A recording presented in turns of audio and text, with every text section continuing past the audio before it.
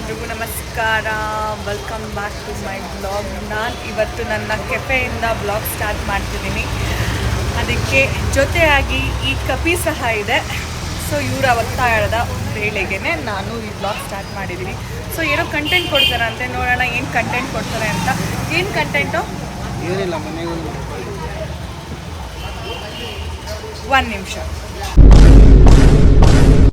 ಇವತ್ತು ಮತ್ತೊಮ್ಮೆ ನಮ್ಮ ವಿಡಿಯೋನಲ್ಲಿ ನಮ್ಮ ಸಿದ್ದೇಗೌಡರು, ನಮ್ಮ ಅಂಕಲ್ ಇದ್ದಾರೆ.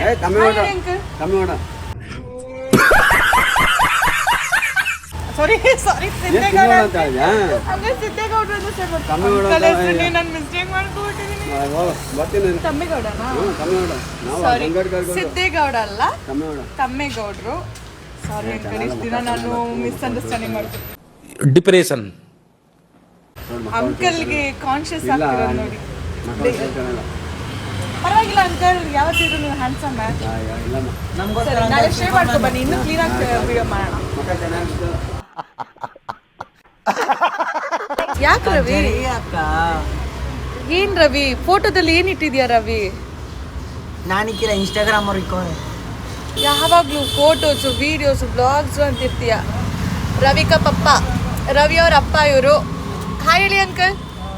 हाय हाय. हाँ, आपको भी वीडियो बना रही हूँ, अपलोड करूँगी आज.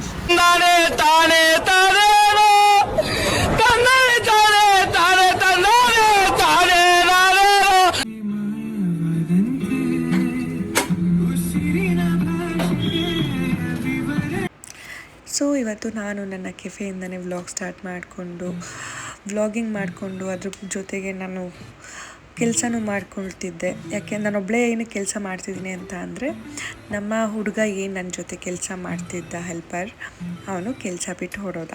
ಕಾರಣ ಏನಂದರೆ, ನಾನು ಅದು ಯಾವಾಗಲೂ ಅದು ಕ್ಲೀನ್ ಮಾಡು ಅಂತ ಹೇಳ್ತಾನೆ ಇರ್ತೀನಿ ಅಂತ ಅಂದ್ಬಿಟ್ಟು ಅವನಿಗೆ ಟಾರ್ಚರ್ ಆಗಿಬಿಟ್ಟಿದೆ. ಕ್ಲೀನಿಂಗ್ ಮೇಲೆ ಬೇಸತ್ತು ಹೋಗ್ಬಿಟ್ಟು ಅವನು ಕೆಲಸ ಬಿಟ್ಟು ಹೊಡೋಗ್ಬಿಟ್ಟ. ಸೊ ಇವತ್ತು ನಾನು ಡೈಲಿ ಏನೇನು ಪ್ರಿಪ್ರೇಷನ್ ಮಾಡಬೇಕು, ಸೊ ಅದನ್ನೆಲ್ಲ ಪ್ರಿಪ್ರೇಷನ್ ಮಾಡ್ಕೋತಿದ್ದೆ ಕ್ಲೀನಿಂಗ್ ಜೊತೆಗೆ. ಹೀಗೆ ನಡೀತಿತ್ತು. ಅಷ್ಟರಲ್ಲಿ ನಮ್ಮ ಹುಡುಗರು ಬರ್ತೀನಿ ಅಂತ ಅಂದ್ಬಿಟ್ಟು ಕಾಲ್ ಮಾಡಿ ಹೇಳಿದ್ರು. ಯಾರಂದರೆ, ನನ್ನ ಫಸ್ಟ್ ಬ್ಲಾಗಲ್ಲಿ, ಸೆಕೆಂಡ್ ಬ್ಲಾಗಲ್ಲಿ ಚಿಕ್ಕ ಹುಡುಗ ಏನಿದ್ದಾನೆ ರವಿ ಅಂತ, ಅವ್ರದ್ದೊಂದು ಗ್ರೂಪ್ ಇದೆ.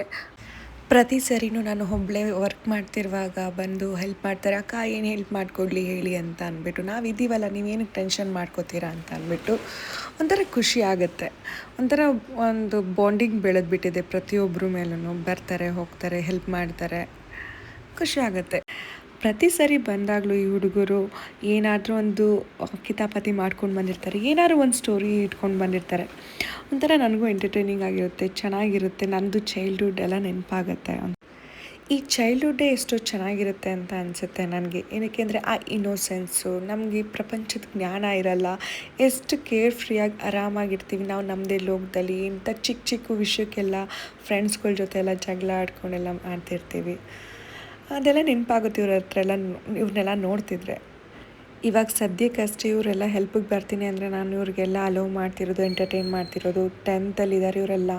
ಸೊ ಇದು ಇವ್ರಿಗೆ ತುಂಬ ಇಂಪಾರ್ಟೆಂಟ್ ಫೇಸ್ ಆಗಿರುತ್ತೆ.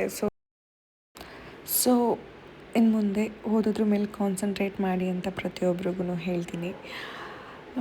ಇವನಿದಾನಲ್ಲ, ಇವನೊಂಥರ ನಂತರ ಚಿಕ್ಕದ್ರಲ್ಲಿ ನಾನು ಇವನ ಥರನೇ ತರಲೆ ಆಗಿದೆ. ಬಟ್ ಇವನು ಹುಡುಗ ಆಗಿರೋದ್ರಿಂದ ಇನ್ನು ಸ್ವಲ್ಪ ಎಕ್ಸ್ಟ್ರೀಮ್ ತರಲೆ.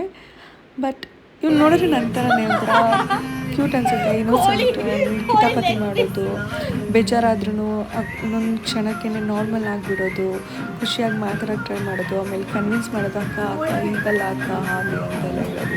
ಅಂದರೆ ಕ್ಯೂಟ್ ಅನಿಸುತ್ತೆ. ನನ್ನದೇ ತಮ್ಮ ಅನ್ನೋ ಥರ ಫೀಲ್ ಅವ್ನು ನೋಡಿದ್ರೆ ಪ್ರತಿ ಸರಿ ಏನೋ ಒಂಥರ ಖುಷಿ ಆಗುತ್ತೆ.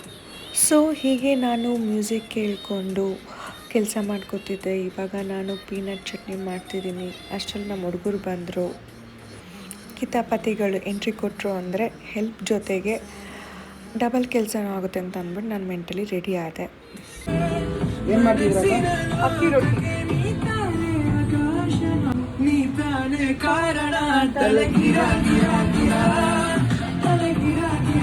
ಸೊ ಇದಾಗಿತ್ತು ನನ್ನ ಈ ದಿನದ ವ್ಲಾಗ್. ಇವಾಗ ವ್ಲಾಗ್ ಎಂಡ್ ಮಾಡ್ತಿದ್ದೀನಿ. Thank you for watching. Please do share, subscribe and support.